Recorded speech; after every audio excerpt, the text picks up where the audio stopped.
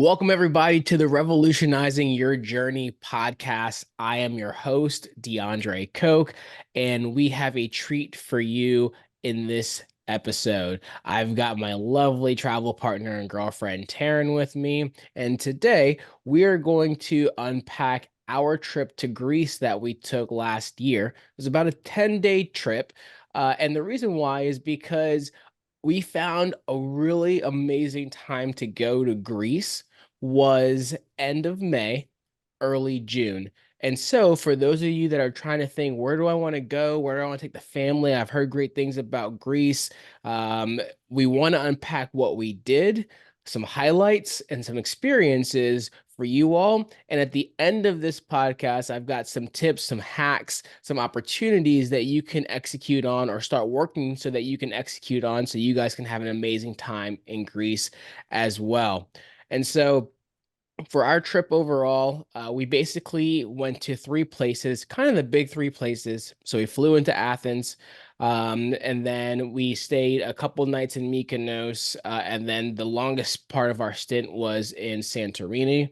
So we'll break down all these individual days. However, for us, we had a little bit of a travel delay issue. So we were supposed to fly JFK direct into Athens. There was a major storm in New York that caused us to essentially we had to struggle just to get into New York. And by the time we got to New York, there was no way that we would be able to catch the flight to Greece. And so thankfully, I have a grandmother that lives in near JFK, about 5 minutes away. And so we actually had to crash at her place overnight. And I was able to finagle it, and American Airlines actually purchased us a ticket on Turkish Airways. And so we went to Athens through way of Istanbul. And I know, Taryn, you loved that airport in Turkey. I mean, that airport was insane, right? I think it's probably like the most modern and cool airport that I've ever been to. I mean, the lounge itself was bigger than I think the Norfolk airport, like just the lounge that we were in. Yeah. Um, with like it was just beautiful. I mean, we've been to Doha and other places that have really built them out, but I really enjoyed that airport. It was very cool. Yeah. I mean, the airport in Istanbul is it was like a city itself. Yeah. I mean, it's unreal. The shopping, the stores. It's quite honestly probably one of the nicest airports I've been to in the world, I'd say. So we had a cool experience in the airport, but we were also very tired and also upset because we lost an entire day in Athens. So we didn't get to see a lot of Athens. But we did have a really cool kind of day and a half there. So we finally got there. We basically napped in the morning, and then we just tried to make the most of what we could of that day because we were going to fly out of Athens the next day. And so we had an Airbnb that Taryn actually found. It was in the Acropolis area. And so from the balcony of the Airbnb, we actually could see the Acropolis, which was really cool, especially at night because it was all like super lit up, which was nice. And so again, no hack on the Airbnb, which is a regular Airbnb that we found, but it was also like walking distance. And I know we hit a lot of pretty cool places while we were there. Hadrian's Arch was cool, like a little, ancient architecture. But obviously the food was great as well. Oh, the food everywhere in Greece was great. That view was probably one of the best views, though, I think that I've ever had in a room. I mean, seeing the Acropolis lit up at night, completely unobstructed, was just epic. I mean, thinking about how long people have been looking at that and being able to see it is really cool. But the food, oh, I was looking at photos right before we started today, and I was getting hungry because I feel like, especially that taste of home was like the way to kick it off. I had that giant leg of lamb, and we didn't have one bad meal in Greece. Like everything was exceptional. Yeah.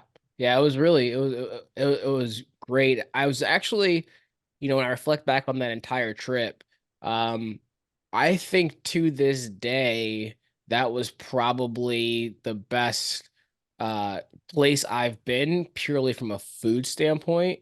Mhm. And I actually honestly loved the food, and even I loved the pasta in Greece more than what we had in Rome, which I'm truly surprised by. Now I know a lot of people are going to say, "Oh, Rome's super touristy. Like you got to Yeah. go outside of Rome for really great pasta." So I believe that, 100% believe that. But Greece was super consistent all through the different places we went, where the food was just so top notch. It was so amazing. And so we that day we basically had some drinks. We had an amazing dinner. We were pretty tired, so we didn't get to see too much. And again, we didn't get to tour the Acropolis or anything like that, just because we just didn't have time. But we woke up the next morning, and as we were packing to go to the airport, I went and ran and got us our first dose of Ah, Fredo cappuccinos, which I know, mm. Taryn, that's been a staple for you since we had those in Greece. Oh my gosh. Fredo cappuccino was just life. It was the most delicious thing having like a iced frothy cappuccino, and it was refreshing. It was so hot outside, so it was like an iced coffee, but 1,000 times better. And as you know, I bought the stuff so I could make it here, and I could froth my own cold milk to put with the cappuccino, and oh, it's still not as good as it was there. Yeah, it was special there, and I kind of ordered it on a whim because you were packing. I was pretty much done packing, and I saw there was a coffee shop like just down below, a block away from our Airbnb, and they had all the stuff on the menu. And I was just like, cappuccino, latte, Americano. And then it was like Fredo cappuccino, and I was like, I don't know, that sounds different, and I grabbed it, and it ended up being a nice staple for us. I know we ordered that a lot more times while we were there. Um, Fun story, when we got back and we're finishing getting packed and getting ready to go to the airport. This is when you know you're getting old, because I sneezed and threw my back out while sneezing. And it sounds as terrible as it was, because I was in so much pain and we had to get to the airport, get on a plane, and um, I was writhing in plane. I could barely lift the baggage above my head for the carry-on. It was not enjoyable, but thankfully and luckily we flew to Mykonos, and the Mykonos airport is super tiny. There's like three gates, but right outside the airport was a chiropractor. And I literally walked in and just said, "Please help me." And this guy had all sorts of super high-end equipment. I was very surprised. I'm talking like he put giant magnets on my back and all sorts of stuff. And so I was really impressed by the level of chiropractic care they had right outside the airport. Meanwhile, while I was doing that, Taryn went on to our lovely hotel. And so she was already chilling by the pool there. We stayed at the Tropicana Hotel Suites and Villas, which was right on Paradise Beach. And I think, Taryn, you found that one. Yes. I think. Yeah. And honestly, that room was probably one of the coolest, like top three, probably for me, in terms of just it was 2 levels. It was beautiful. That view, our balcony, and the location in general was just really cool. The vibe was fun. And even that late night truffle pasta with the room service. Oh, Yeah. so good. Oh, it was great. So Mykonos, you can kind of have a couple different vibes. I mean, we really went to Mykonos. We only stayed 2 nights there because we felt like, Athens was going to be our cultural experience. Mykonos was going to be the party. Santorini was going to be the food and relaxation. I mean, it's just Santorini. Which you're going to hear that as a theme in our travels, right? We're going to have the cultural experience, we're going to have the party, and we're going to have the relaxation. Mm. And so with Mykonos, we ended up staying in, again, around that Paradise Beach area. So there's Mykonos town, which is exactly what it sounds like, but there are also multiple places you can stay around the beach, and that's where the Tropicana Beach Club was. And of all the beach clubs I think I've been to around the world, I've been with you, Taryn. I mean, that place was insane and it was fun. I mean, it was so much fun because we by the time we got down there, I think it was probably around like 4 p.m. because it was just about to be sunset. So we got there around 4, got one of those beds that are by the beach, ordered some food, couple drinks, and we hear the music going, and it just never stopped. Hmm. Yeah, it was really cool because the music just kind of kept turning up, like as we were having our sunset drinks, and before you know it, it's like a full-fledged club party right there on the beach. And the MC with his elephant trunk Oh my God, yeah. budgie smugglers, and when he did that move and put me on his shoulders and gave me the mic, and I was singing bulletproof. That was wild. It was fun. I mean, Mykonos definitely lived up to the hype. Yeah, I mean, the really cool thing is the fact that I mean, we were there. I don't remember how late we stayed, but the party never really slowed down, and both of us were in our bathing suits, and we never like had to like leave to change to come back. And there are people that were getting there at 8, 9, 10 o'clock at night, and they're more like evening, clubbish attire, while we and a bunch of other people were just still in our bathing suits, just partying, dancing, DJs, I mean, fog machines, like yeah, like lasers. I mean, this was a really, really cool high energy experience right on the beach. And it was like a 5 minute walk from our hotel room, which was really cool as well. And the service at the hotel was nice because this hotel, the way it's laid out, it's almost laid out on a cliff system, not as crazy as Santorini, but like there's not really just you walk into a lobby and there's an elevator. Your room is up on a series of steps, and they had people to help you carry your bags and everything because honestly, there'd be no way you'd find your room without someone helping you get there that first time, um, which was really cool. Uh, Helpful for you after your sneeze accident, because this yeah, time we needed that baggage assistance. I would agree. I mean, I'm very much so like, hey, I can carry our bags, and oftentimes I'm carrying Taryn your bag too.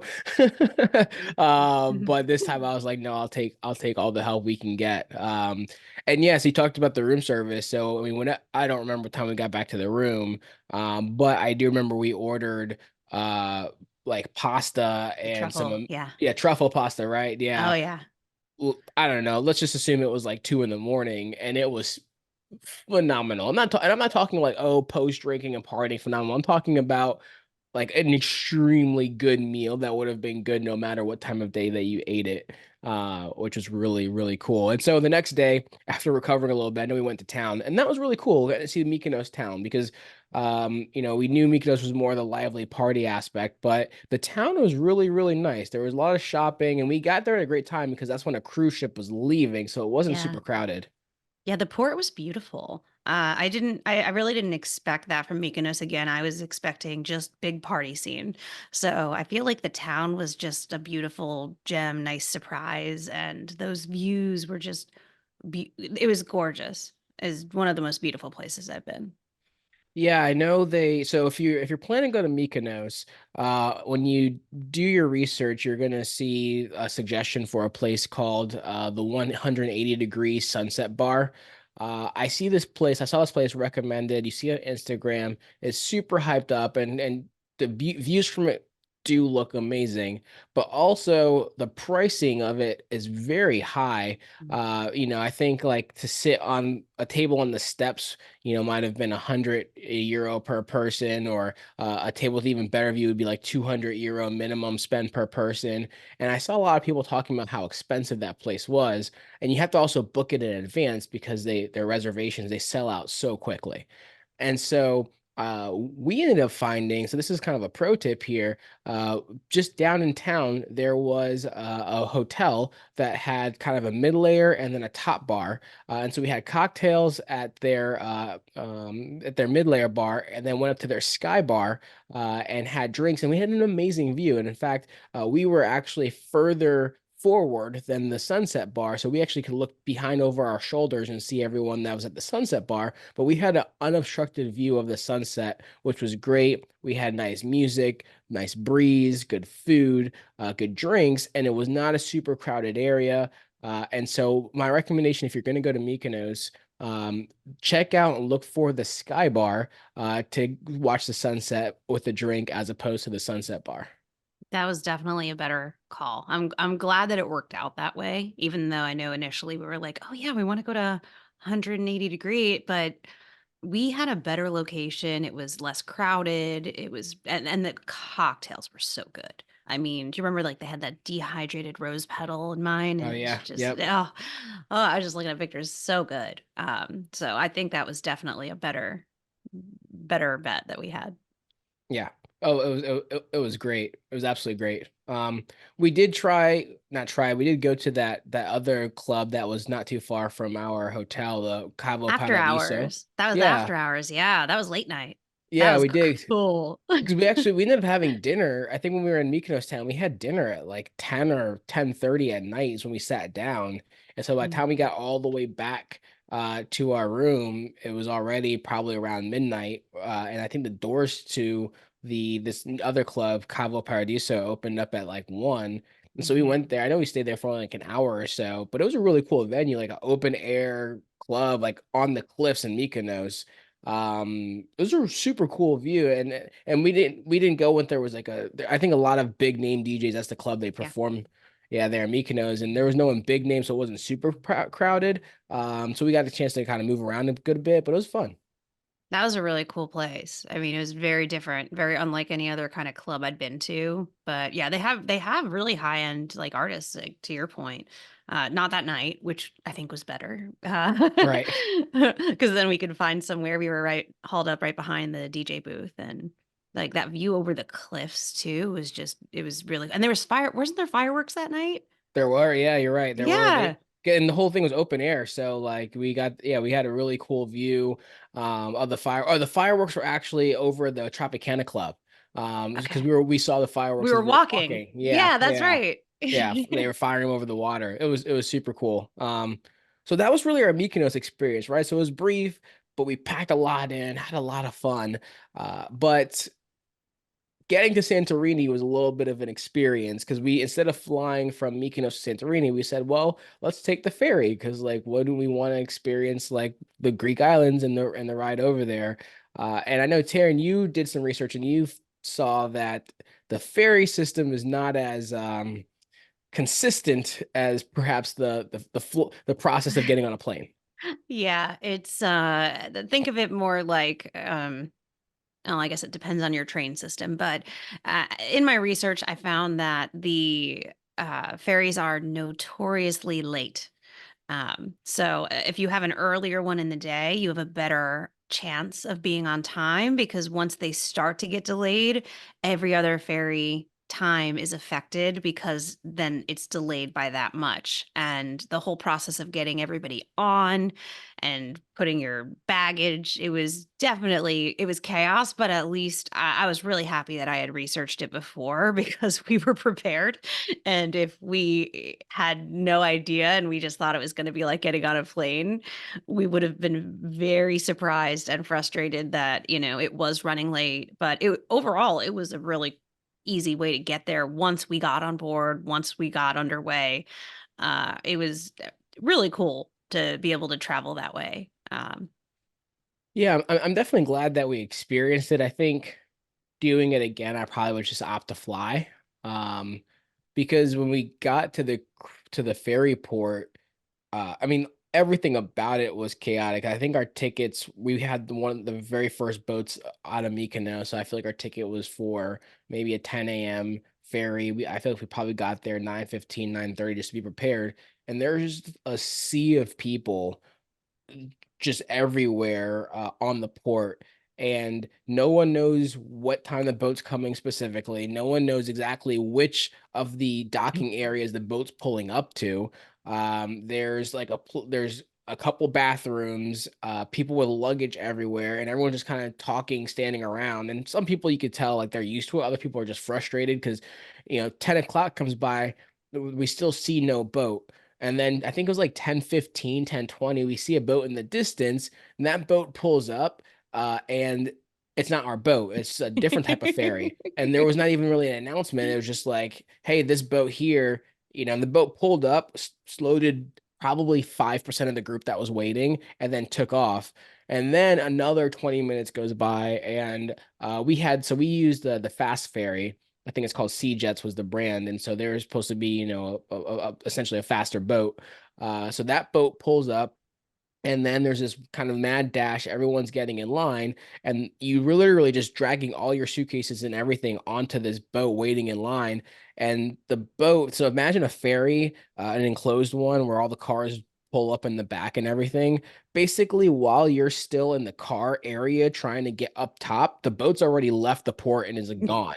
So the first 10 minutes of the boat ride, we were still in line trying to figure out where our seats were. And then we finally got up top, which was really nice. I mean, looked like almost like a cruise ship up top. I mean, it was really nice. But then the assigned seats weren't really the assigned seat. No one was in their assigned seat. It was a mess.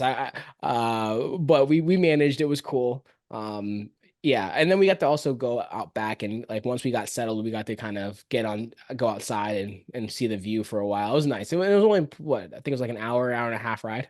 Yeah, it was short. I would still do it again despite the chaos, just because it was especially if we could go into that VIP area that was not on sale. Do you remember that? We found that little. Yeah, I saw like the VIP lounge inside of the Sea Jet boat. Yeah, I remember that. Yeah, that was not on the website that I recall for purchase, but it was very swanky.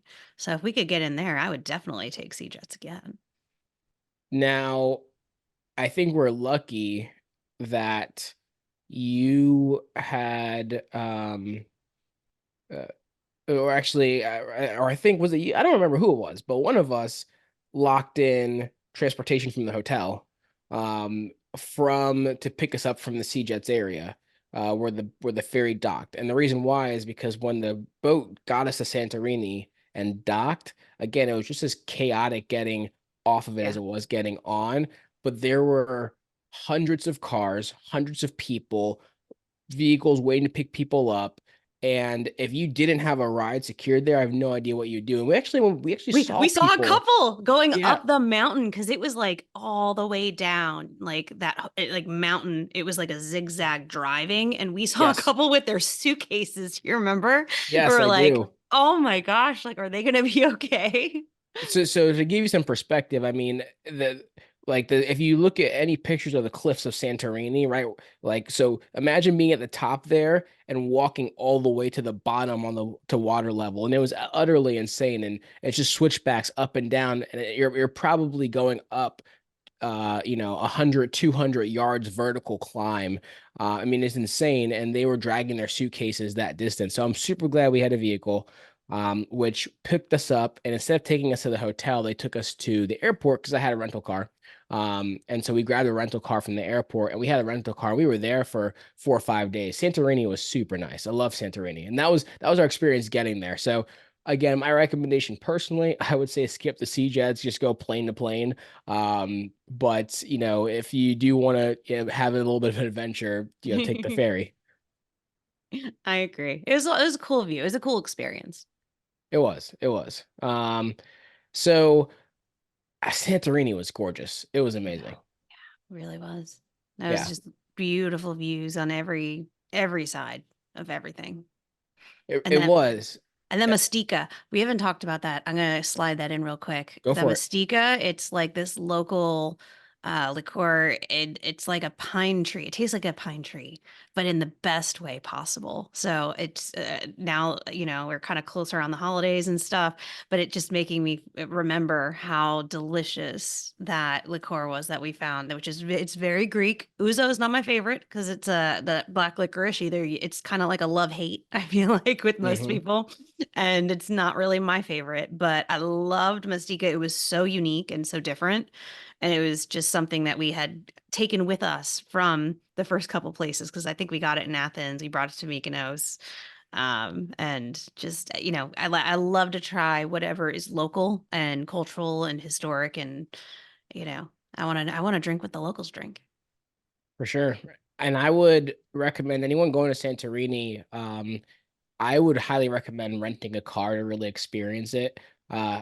You can get a hotel on the cliffs and sit there and watch that view every single day. And there's plenty of stuff you can walk to around the cliff area. But if you want to go anywhere else outside of there, you're going to need to take a bus, get a taxi. That's going to add up. And the rental cars were really inexpensive. They were not expensive at all. And driving there was not terrible. I enjoy driving when we're around out of the country. We had a stick shift vehicle. We were driving down back roads. I mean, we were all over the place, and it was a blast. And it was beautiful. Yeah, everyone's not as brave as you. Driving in a country that has a very different alphabet is a little jarring. I appreciate you. I love being passenger princess when you drive everywhere that we go. Although I'd say it wasn't the scariest place to drive, although, it was still something outside of my comfort zone. Also, I cannot drive stick, so that would not work for me. But I'm very appreciative that you did, and you always do a great job driving where we are. But it was definitely cool getting to see more of Santorini than I feel like most people, especially the people we interacted with. They were kind of, in their resort. Maybe they'd walk around a bit, but we got to see Right. so much more. We did. So I mean, you have to experience the sunset on the cliffs. I mean, all the stuff, pictures you see, the blue built topped domed buildings, all of that. Like Santorini is amazing, but there's so many other parts of it that you never see people talk about that are really amazing. Like we ended up doing a horse tour where we got to ride horses. Probably like an hour and a half trek down all the way down to the beach, Mhm. and it was like a black sand beach. There's the red sand beach, there's a pink sand beach, and then on the so there's the cliff side, but then there's the airport side, which is also basically at sea level, and that's where Kamari Beach was. And we got there like our last day, and we only spent a couple hours there, and we were like, this place is so cool. I mean, there was beach clubs, beach service. I mean, it actually felt like Mykonos on It that part. did. It did. I kind of wish we had found it earlier. We were there because we had to do our COVID testing, right? Oh yeah, That yeah, was, to that to was to leave, why. yeah. Yeah, we only found it because our COVID testing site was right down the road and we had to like wait for like an hour or something. And I remember drinking those delicious passion fruit drinks on that beach club, thinking like this feels like Mykonos. And I wish we found this a couple days ago. Because Santorini is more than just like the honeymoon kind of areas. It's definitely that for sure, but it also has that lively beach and like beach club kind of feel. We just, didn't locate that area. So there's some really cool stuff to see there. And I loved that horse riding tour, which obviously, I found because I'm always the animal excursion girl. And it was through the vineyards. And that's something that's also super underrated is that the wine in Greece is locally made, it's delicious, and it's cheap. It's Hmm. fantastic. I mean, just get the house wine, get a carafe of it. It's a bargain, and I promise you, you will not be disappointed if you like wine. I was very, very impressed. I was expecting that in Italy. I did not expect it to be that great in Greece. And Yeah. I mean, you remember we had a couple carafes, and it was so cheap but so good.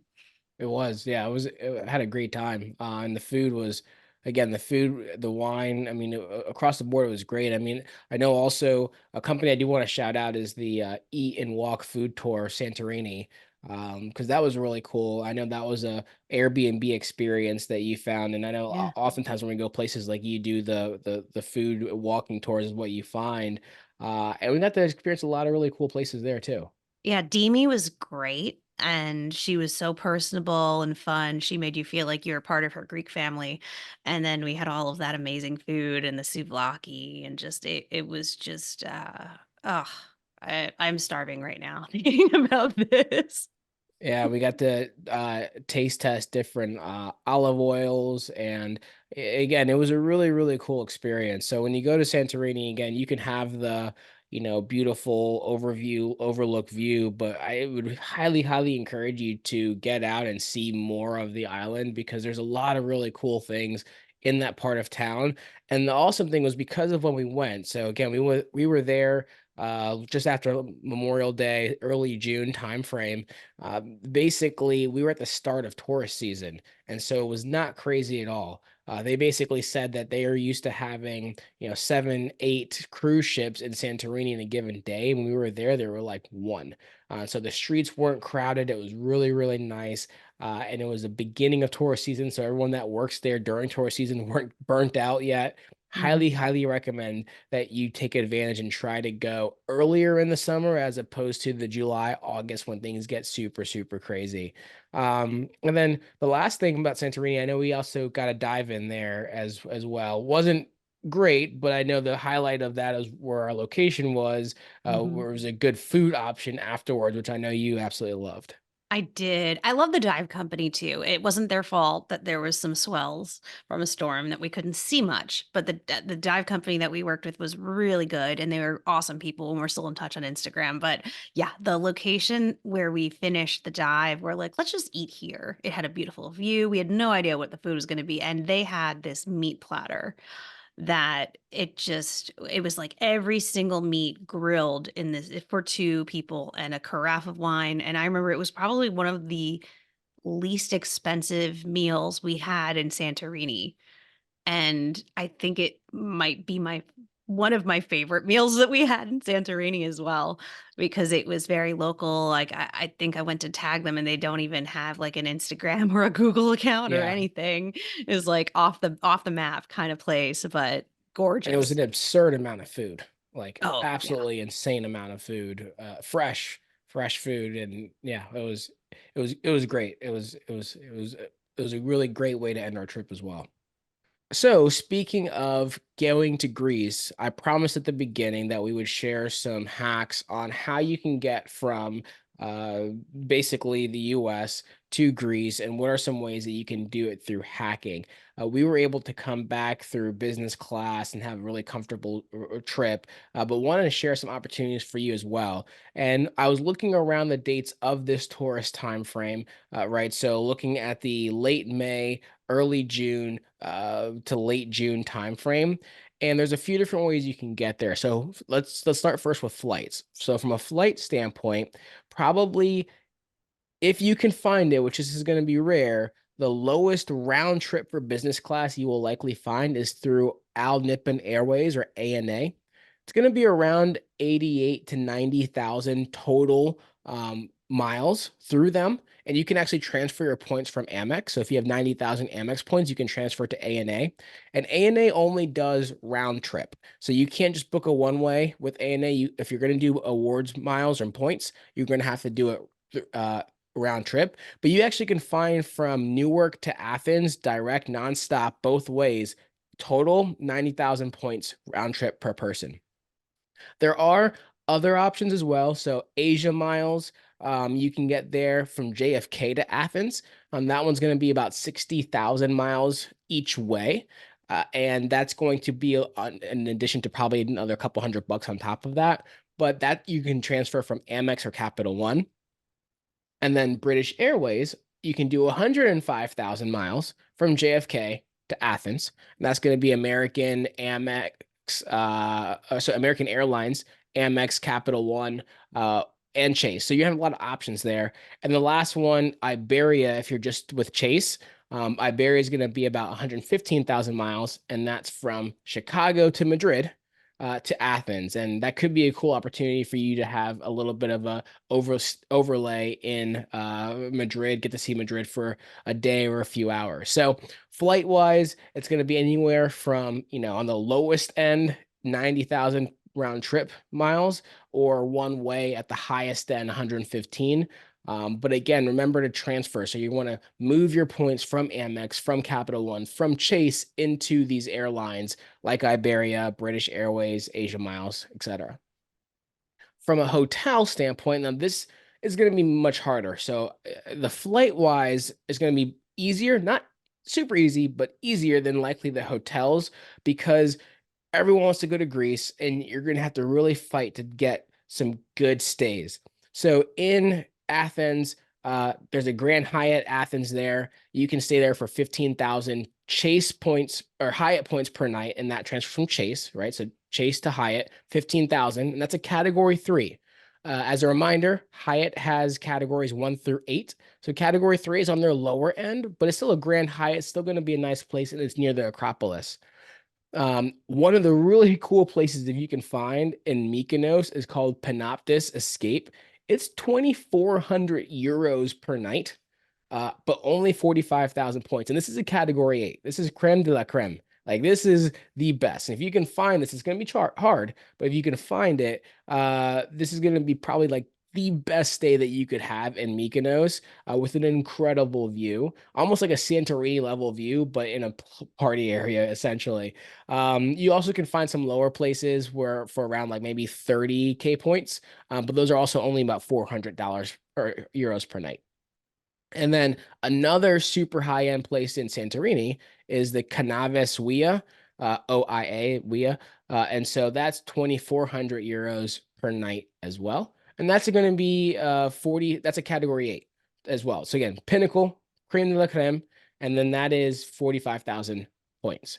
So just so you get an idea, the reason why I like to push Hyatt so much is compare that with 350,000 Hilton points per night or 250,000 Marriott points per night, right? So when it comes to stacking up and building your Chase and your Amex points and your hotel points and everything else, I would much rather spend 45,000 points, which I pulled in from Chase, than 350,000 for a similar type of stay. So those are a few different hacks, a few different places you can stay there. Just some points to keep in mind. You have time to get to book for Greece, especially for when the early summer. But keep in mind, have patience. It takes some time, but also reach out to us because we also can do it for you if you'd like us to. But before we wrap up, Taryn, anything else you have to add as far as the Greece experience that we had, or any tips or suggestions for the listeners out there? Absolutely. I would be remiss if I did not include that there are like thousands of islands in Greece, and we only went to a couple of them. And if and when we do it again, because I did not get to break a plate and say "opa," so we have to go back because that's on my bucket list. And I would love to go to Crete, Naxos, and then just there's a bunch of other islands that have their own charm and their own amazingness. So I feel like we missed out on Crete and Naxos, so we have to go back. So just make sure you look into what other islands exist and what you're looking for, because Santorini was amazing, but there's so much more that the Greek islands have to offer. 100%. And especially if you're traveling with kids, you're probably going to maybe want to avoid Mykonos and go somewhere like Elos or Naxos or Crete. Heard great things about all these places, so I know we're gonna go back and have a great time. But I just wanted to share our experience that we had for the listeners out there, and hopefully you guys can capture some great memories yourself in Greece. And ideally, we can help you revolutionize your journey as well by having an incredible time. So, want to thank you, the listeners, for listening today. Just a few reminders as well. Be sure to follow us on all the social media platforms, especially Instagram. While we do our travels, we post our stories live, our experiences, where we're going, what we're doing.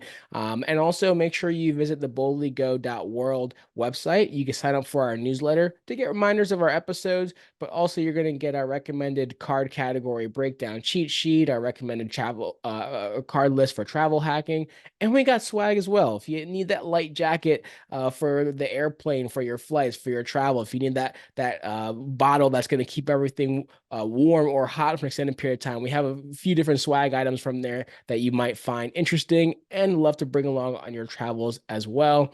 And remember to share, like, subscribe, tell your friends.